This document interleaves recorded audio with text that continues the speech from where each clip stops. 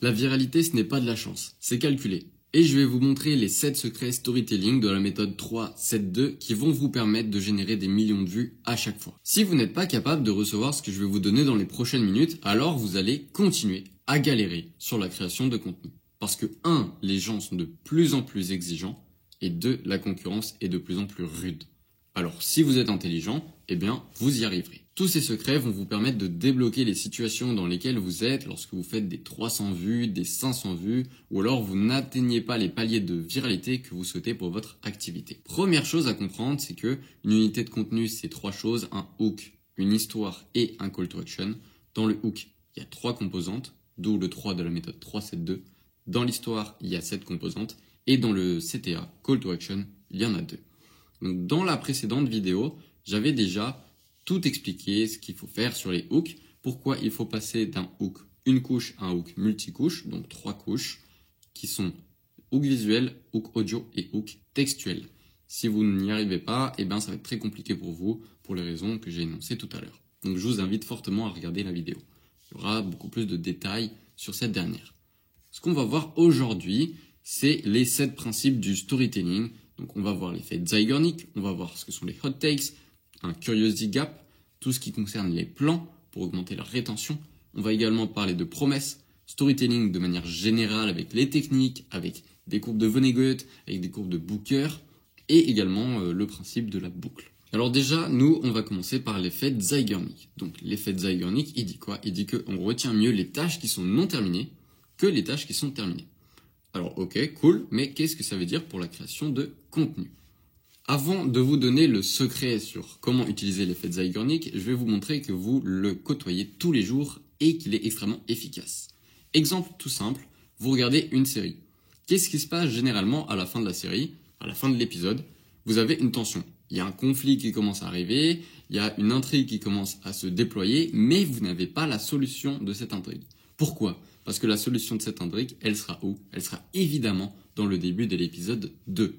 Pourquoi? Parce que si vous faites monter de la tension à la fin de l'épisode 1, eh bien vous allez avoir envie de combler cette tension. Et comment vous allez devoir le faire? Eh bien en continuant de regarder la série. Donc vous allez cliquer sur le bouton regarder l'épisode suivant. Et c'est comme ça que vous arrivez à créer des séries qui sont virales ou en tout cas rentables au niveau des box-office. Donc ce que j'ai fait tout à l'heure, c'est quoi? C'est une open loop. Quand j'ai dit avant de vous donner le secret, je vais vous parler de ça. Ça a créé quoi? De l'attention parce que j'utilisais déjà le mot secret qui permet de trigger beaucoup de choses dans le cerveau des humains. Et donc comme vous avez envie de savoir ce secret mais que je vous le dis après, eh ben vous allez continuer de regarder le contenu. Et donc ça c'est l'open loop. L'open loop qui est la technique marketing qui s'appuie sur l'effet Zeigarnik qui crée de l'attention chez le spectateur pour l'obliger à consommer le contenu en intégralité. Et donc comment ça se passe d'un point de vue schématique? Eh bien vous allez créer une boucle. Vous allez ouvrir une boucle avec une promesse. Les gens vont anticiper la récompense quand vous allez fermer la boucle. Sauf que comme vous ne fermez pas la boucle tout de suite, ils vont devoir rester sur la vidéo, ça crée de la rétention. Et point bonus, niveau dopamine, on le sait, la dopamine elle est sécrétée quand vous avez la récompense envers quelque chose que vous souhaitez. Mais la dopamine elle est encore beaucoup plus importante d'un point de vue cérébral lorsqu'elle est sécrétée en anticipation de la récompense à ce que vous cherchez. Et l'open loop permet exactement de faire ça, puisque quand vous créez une boucle, mais que vous ne la closez pas tout de suite, eh bien l'anticipation de cette fermeture de boucle va créer un effet de dopamine qui est beaucoup plus important dans le cerveau des gens, ce qui fait que 1, ils ont de la dopamine, et 2, ils sont restés plus longtemps sur votre vidéo. Donc vous êtes gagnant. Donc maintenant, quels sont les avantages, les inconvénients d'utiliser l'effet Zeigarnik, aka l'open loop, dans vos contenus? Le pour numéro 1, c'est évidemment la création de la hype. Mais le contre qui va avec, c'est qu'il va falloir gérer cette hype. Parce que si vous faites monter la hype, mais que vous n'êtes pas en mesure de délivrer à la hauteur de la hype, c'est-à-dire grosse hype, mais résultat nul, vous allez vous faire détruire. En revanche, si vous créez une petite hype, gros résultat, c'est très bon. Gros hype, gros résultat, très bon aussi. Le point numéro 2, qui est positif, c'est qu'il y a un curiosity trigger et comme les gens sont naturellement curieux, ils veulent des réponses à leurs questions. Donc comme la réponse à leurs questions que vous avez créée d'ailleurs dans votre contenu, elle est dans votre contenu, eh bien les gens vont rester. Et donc la rétention augmente forcément. Le point qui compte, c'est qu'il va falloir meet expectation, c'est-à-dire que ce que vous avez promis, il va falloir le donner, mais plus que le donner, il va falloir overdonner. vont donc donner beaucoup plus que ce que vous avez promis. Donc maintenant, on va passer au point numéro 2 qui est les boucles. Et les boucles, c'est faire passer son watch time au-dessus de 100%. Et donc, comment vous créez une boucle? On a tous vu ces vidéos où en fait, c'est une vidéo classique. Sauf que quand vous arrivez à la fin du contenu, la dernière phrase, elle est coupée en deux. Et la fin de la dernière phrase, en fait, c'était le hook de la vidéo. Ce qui fait que la vidéo, elle boucle. Donc là, il y a encore une fois des avantages et des inconvénients à cette technique. Il y en a deux qui sont majoritaires. Bon, évidemment, le watch time, il augmente. Parce que si vous avez un watch time supérieur à 100%, donc ça veut dire que la vidéo, elle est bouclée, les plateformes adorent, vous avez beaucoup plus de chances de devenir viral. Point numéro 2, il va y avoir beaucoup plus d'engagement. Étant donné que les gens vont se rendre compte que vous avez fait une petite technique comme ça, ils vont dire ok, bien joué, bravo. Et en plus, il y a d'autres techniques également pour augmenter l'engagement. Mais en tout cas, le fait de boucler la vidéo peut permettre de générer de l'engagement vis-à-vis de cette boucle, justement. Les points contre, c'est que la bienveillance, donc goodwill de l'audience, elle va un petit peu diminuer étant donné que vous utilisez un peu une technique de philo pour essayer d'avoir du watch time. Et ça, les gens, ils préfèrent quand vous êtes honnête, en fait, et que vous utilisez pas des techniques marketing du genre 99,99 alors que tout le monde sait qu'en fait, c'est 100 balles, quoi. Deuxième point, c'est que le hook, il est plus difficile étant donné que c'est pas un hook qui est custom made pour la vidéo, c'est un hook d'une phrase qui a été coupée en deux. Donc c'est beaucoup plus difficile avec un hook de ce genre-là de capter l'attention efficacement. Donc encore une fois, je vous renvoie à la vidéo précédente sur les hooks pour bien comprendre tout l'enjeu de ces 2 premières secondes-là. Avant c'était 3, 4, maintenant c'est plus 2 secondes, donc c'est beaucoup plus compliqué. Point suivant qui est très important, hot takes. Hot takes, c'est quelque chose qui bouscule une croyance populaire, donc ce sont des faits clivants. Et là, c'est extrêmement bon pour le watch time, pour la rétention, pour l'engagement. En fait, hot takes, c'est vraiment la base, quoi. Et pas beaucoup de gens le font. Donc déjà, ça, psychologie derrière l'interaction 1 sur 2, c'est des extraits des PDF que je donne aux gens que j'accompagne. Donc les gens aiment donner leur avis, il faut faire en sorte de leur donner la possibilité. Et donc comment on va faire? On utilise les sujets chauds, donc hot takes. Et donc là, là, vous faites pas attention à ça, je l'explique avec les gens que j'accompagne. Et donc les sujets chauds, c'est pizza avec ou sans ananas, céréales avant ou après le lait, Nesquik avec ou sans sucre. Et donc ça, c'est des faits qui sont populaires, qui sont clivants parce qu'il y a toujours une team avec ananas, une team sans ananas, une team avec Nesquik sucre, une team Nesquik sans sucre. Tout le monde se tape dans les commentaires. C'est très bon parce que vous avez du débat dans les commentaires. Comme les gens, ils sont curieux, ils vont participer au débat. Comme il y a beaucoup de commentaires, ça fait de la social proof sur votre vidéo, étant donné que s'il y a marqué 10 000 commentaires, les gens, ils sont plus à même de cliquer sur les commentaires et donc de scroller les commentaires et même d'y participer. Et en plus, comme les commentaires, ils sont longs, il y en a beaucoup et que les gens le lisent, la vidéo, elle tourne en boucle et donc c'est très bon. Donc avantage, inconvénient, viralité, évidemment, elle augmente de fou. Engagement, pareil, les deux sont liés de toute façon. Et il n'y a pas de limite de niche. Parce que comme vous avez des sujets populaires, tout le monde est concerné, donc vous pouvez vraiment aller taper sur toutes les niches. Évidemment, le désavantage, c'est que si vous parlez à tout le monde, vous parlez à personne. Donc c'est très difficile de faire du branding dessus. Et que c'est des sujets qui sont à fort potentiel de créer des dramas. Et ça, c'est vraiment pas ce que vous voulez d'un point de vue business, parce que les dramas, franchement, on a autre chose à gérer. Donc, point suivant, storytelling.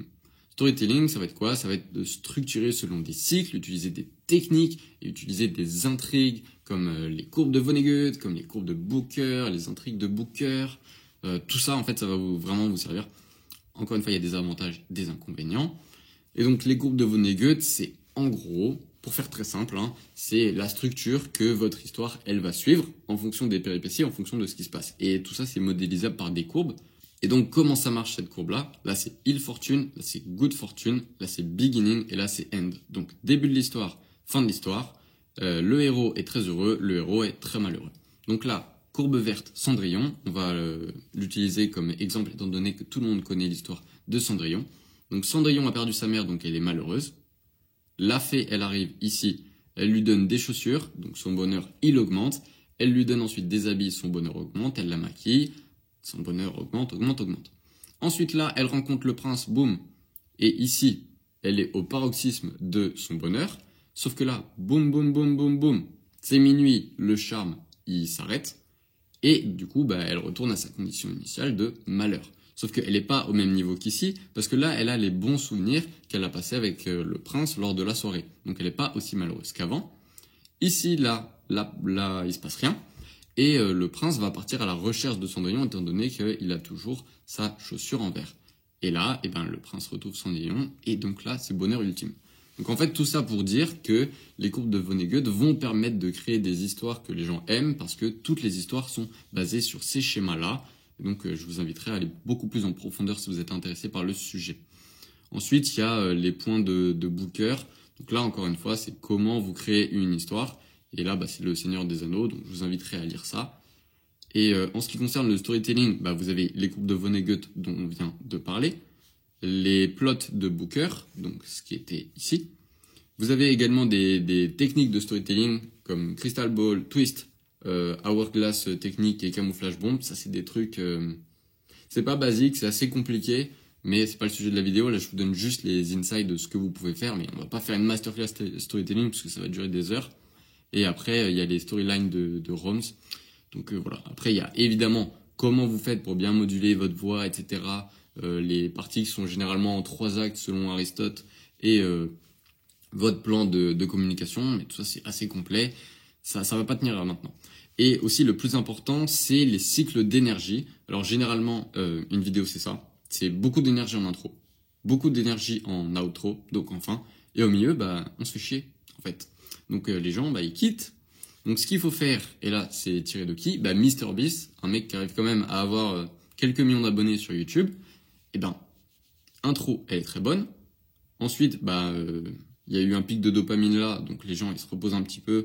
Et là, il y a une partie d'explication. Ensuite, boum, renouveau un pic d'intérêt, donc les gens restent. Ça diminue un petit peu, après on continue, etc. Et en fait, ces cycles-là vont permettre d'avoir une rétention moyenne qui est beaucoup plus élevée que si vous avez beaucoup d'excitation, là vous vous faites chier, et là vous avez à nouveau de l'excitation pour l'outro. Donc tout ça c'est pour les cycles. Alors évidemment, contre, les pour, c'est que la rétention elle augmente parce que c'est bien travaillé, vous avez optimisé vos cycles, vous avez optimisé votre histoire. En plus, vous allez peut-être utiliser des concepts comme l'open loop, donc c'est très bon. La connexion, elle est beaucoup plus élevée parce que les gens, ils connectent avec les histoires. Et là, il y a la méthode des 3 F et des 3 E. On pourrait en parler, mais franchement, là, il y a déjà pas mal à faire. Et ensuite, quand vous utilisez toute une structure de storytelling, ça fait beaucoup plus professionnel, étant donné que vous savez où les gens sont, vous savez où vous voulez les accompagner et vous avez construit toute votre histoire pour amener et faire un cheminement aussi simple que possible. Et ça, les gens, ils aiment quand c'est simple et quand c'est structuré. Parce que le cerveau cherche la logique, toujours. Les contes, c'est que c'est long et c'est compliqué. Long parce qu'il faut tout structurer et penser à beaucoup de choses. Et compliqué parce qu'il faut avoir beaucoup de connaissances. Et il faut savoir aussi comment les gens vont réagir à propos de ça, à propos de ce que vous avez mis dans la vidéo, ce que vous n'avez pas mis dans la vidéo. Et tout ça, ça prend du temps. Ensuite, Curiosity Gap, donc là c'est un truc qui va vraiment se baser sur l'ego des gens. Donc le Curiosity Gap, c'est créer quelque chose qui va leur faire dire « Ah, mais ça je le sais pas, donc ça vaut le coup de cliquer ». Parce que les gens, en fait, ils ont un ego surdimensionné, tout le monde, moi le premier, qui dit que moi je connais déjà, donc pourquoi j'irai cliquer sur ta vidéo ? Mais en fait ça, on pense qu'on le sait, mais en fait on le sait pas vraiment. Donc Curiosity Gap, qu'est-ce que c'est ? Ce qu'on sait actuellement, ce qu'on a envie de savoir, et le gap entre les deux, c'est le Curiosity Gap, donc le fossé de curiosité que vous allez combler comment ? Grâce à votre vidéo. Et donc comme les gens sont arrogants, ils se disent toujours « mais ça je le sais déjà ». Donc ils scrollent. Et donc le but du Curiosity Gap, c'est évidemment de créer quelque chose qui va leur faire dire « oh mais ça je le sais pas, donc il faut que je clique ». Et c'est très important parce que si vous n'arrivez pas à créer ce gap de curiosité qui fait que les gens vont vraiment cliquer sur la vidéo, si les gens ne cliquent pas sur la vidéo, ils ne regardent pas la vidéo. Et c'est exactement pareil avec le contenu short. Si les gens, ils scrollent la vidéo, ils regardent pas la vidéo. Donc voilà. Même principe entre YouTube et les shorts. Miniature plus titre. Si ça clique, ça regarde la vidéo. Et bien sur les shorts, si ça scrolle, ça regarde pas la vidéo. Donc faut qu'ils arrêtent de scroller. Ce qu'on appelle des scroll stoppers. Et tout ça, c'est ce qu'on voit dans les hooks. Donc Curiosity Gap, avantage, inconvénient. Création de hype. Encore une fois, il faut savoir la gérer. Il faut qu'il y ait une réelle valeur ajoutée parce que évidemment si vous créez de la hype sur le gap de curiosité mais que finalement votre solution elle est pas si incroyable que ça, les gens ils vont se dire ok je me suis fait scam mon temps donc ça valait pas le coup.